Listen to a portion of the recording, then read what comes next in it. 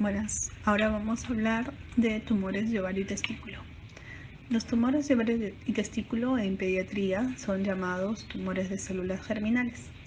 Estos tumores de células germinales se desarrollan a partir de células germinales pluripotenciales que están en el saco vitelino y se forman a partir de la cuarta semana. Migran del mesenterio a la cresta gonadal por la pared anterior del abdomen, mediada por un receptor, y son las que están encargadas de formar las gónadas definitivas. Este tipo de tumor no es frecuente en pediatría, es uno de los tumores menos frecuentes, es solamente el 2 al 5% de los tumores malignos pediátricos. Tiene una incidencia de 1.5 por millón de habitantes en menores de 15 años y 0.9 por millón los que son los extragonadales. Tiene un predominio en las niñas y tiene dos picos. El primer pico es en los menores de 3 años, en los cuales este tipo de tumor de células germinales es más a nivel sacrococcigio. Y el segundo pico es en las niñas mayores o en los niños mayores de 12 años, que normalmente se ve en ovario y en testículo. Acá hay un cuadro en el cual muestra la distribución por edades y localización de los tumores de células germinales, y como pueden ver, normalmente se da mayor predominancia en el ovario, que se presenta más o menos en niñas mayores de 13 años. En el testículo solamente es el 10%, que se da en niños mayores de 1 año y a veces en mayores de 12 años. Y de ahí lo sigue la localización sacrococcigia con un gran porcentaje, casi un 34%, que se da en niños pequeños. Y después siguen ya en otras localizaciones como nivel de cráneo, retroperitoneo, mediastino y vagina. Estos tumores de células germinales tienen algunos marcadores séricos, algunos marcadores de cáncer, que son la alfa-fetoproteína y la hormona gonadotrófica coriónica, que es la HCG. Dependiendo qué histología tiene el tumor, vamos a ver si va a marcar o va a tener marcadores positivos o negativos. Como pueden ver en la primera histología, los pacientes que tienen la histología de un germinoma van a tener alfa-fetoproteína negativa y HCG negativa. Los pacientes que tienen un carcinoma embrionario pueden tener la positiva o negativa tanto la alfa-fetoproteína y la HCG. Los pacientes que tienen un tumor de Joel-Sack, que es uno de los tumores más frecuentes, tienen alfa-fetoproteína muy positiva y HCG negativa. En cambio, los pacientes que tienen coriocarcinoma van a tener la alfa-fetoproteína negativa y la HCG muy positiva. Los pacientes que tienen teratomas benignos o teratomas inmaduros van a tener los dos marcadores negativos. Tenemos que recordar y hacer acá bastante incisos en que la alfa-fetoproteína es una proteína o es una enzima que se genera desde que nosotros estamos en el vientre de nuestras mamás. Entonces es un marcador que va a estar muy alto en los recién nacidos y que va a llegar a límites normales a partir más o menos de los 10 hasta el primer año de nacido. Entonces a veces tenemos problemas de que, por ejemplo, podemos tener un niñito que tiene un tumor en el testículo y que tiene alfa-fetoproteína alta, pero esta alfa-fetoproteína alta no está marcando realmente un tumor maligno, sino puede ser de repente un quiste o algo en el testículo, y la alfa-fetoproteína está alta solamente porque el paciente todavía es menor de 1 año y tiene valores de alfa-fetoproteína altos. Ahí, como ven, los prematuros puede estar desde 134.000 a los 2 meses en 323, a los 6 meses en 12.5 y así sucesivamente, más o menos hasta a los 8 meses ya viene a ponerse en valores normales. Los marcadores tumorales, que es la alfa-fetoproteína, el HCG, el DHL y el CA125, está más frecuente la alfa-fetoproteína en tumores de saco vitelino, en el carcinoma embrionario. La HCG está más frecuente en el coriocarcinoma, también está en el coriocarcinoma embrionario y los tumores extragonadales. El DHL puede estar elevado en tumores de testículo y en tumores de saco vitelino, y el CA125 se eleva en tumores de ovario. La histología, como dije, de estos tumores de células germinales es muy variable. Pueden ser tumores puros o pueden ser tumores mixtos. Los tumores puros pueden ser de células germinales seminomatosos un seminoma o un seminoma espermático, o pueden ser un carcinoma embrionario, tumor del saco vitelino, tumores toporásicos, teratomas. Vamos a hablar primero de lo que es el tumor de ovario. El tumor de ovario es el tumor más frecuente en las niñas. Como les dije, normalmente se presenta en mayores de 12 años. Es muy raro de que haya niñas menores de 12 años con tumores de ovario. La clínica normalmente se caracteriza por dolor, se caracteriza por masa. Esas niñas van a hacer estreñimiento por la tumoración que hay en el abdomen. Esos tumores pueden ser muy pequeños, hasta pueden llegar a medir 10, 12, 15 centímetros. Pueden tener obstrucción intestinal, pueden hacer hemorragias.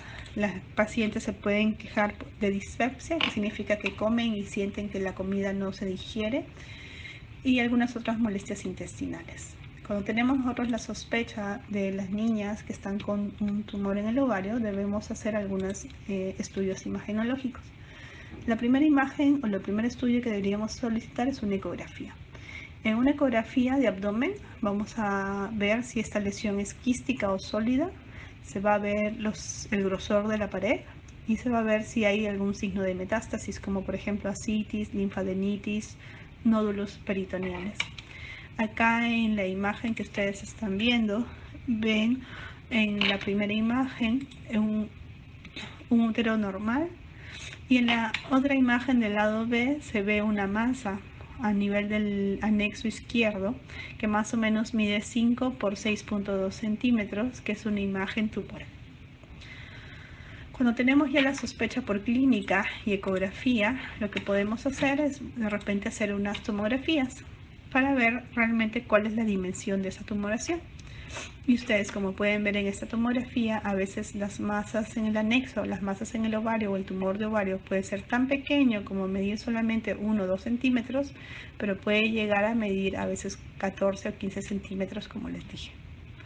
Aparte de hacer tomografías de abdomen, debemos hacer tomografías del tórax para ver que no haya metástasis en el tórax, y también tenemos que hacer tomografías del abdomen para ver que no haya algunas otras lesiones que pueden estar habiendo, por ejemplo, en el hígado o en los ligamentos o en los ganglios, o si puede haber ascitis o agua en el abdomen, o puede haber infiltración del epíplon, que eso puede hacer de que ya el cáncer nos diga que está más avanzado. El estadiaje de las niñas con tumor de ovario se hace según la escala del Children's Oncology Group, que es una escala para ver en qué estadio clínico está, dependiendo si el ovario está comprometido o no, si es que hay nódulos o adenopatías, y estaría en un grado 3, o si hay ya lesiones metastásicas en el hígado, en el riñón o en otros sitios, ya sería un estadio clínico 4. Y el otro tumor frecuente de las células germinales es el tumor de testículo, que se presenta en los niños. Esa es una imagen de una tumoración testicular.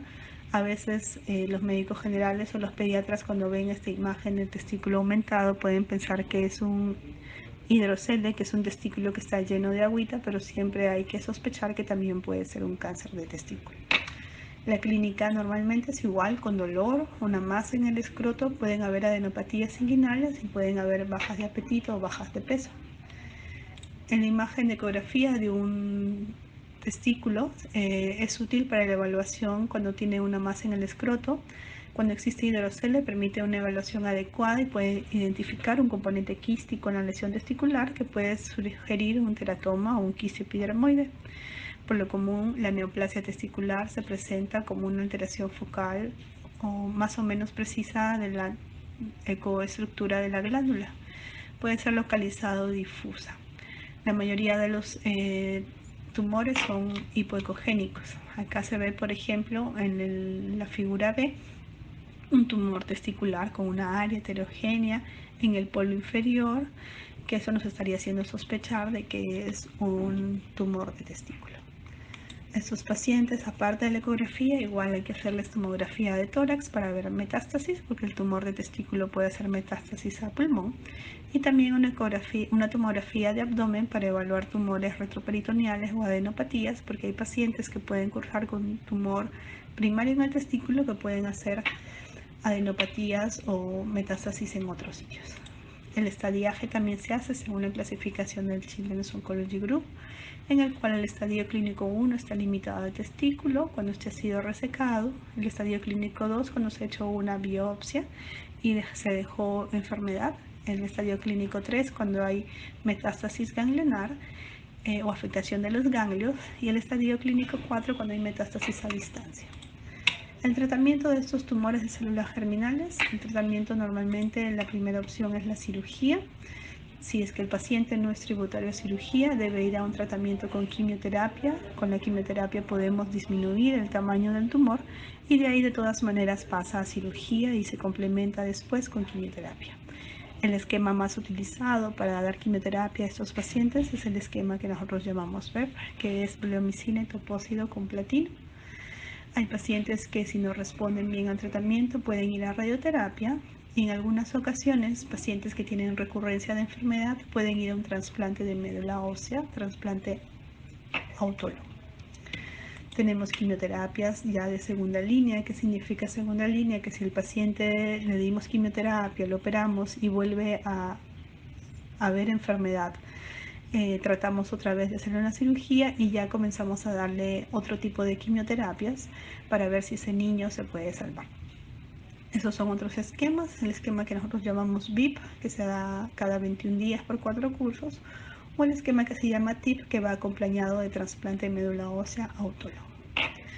Hay que pensar siempre que los tumores de células germinales se pueden confundir con otro tipo de diagnósticos. Pueden ser un linfoma, pueden ser un rabdomiosarcoma, un lipoma, un meningocele, un hemangioma, alguna malformación ósea, un quiste óseo, abscesos, timomas, sarcomas, torsiones testiculares, epidemitis, infartos testiculares e hidroceles.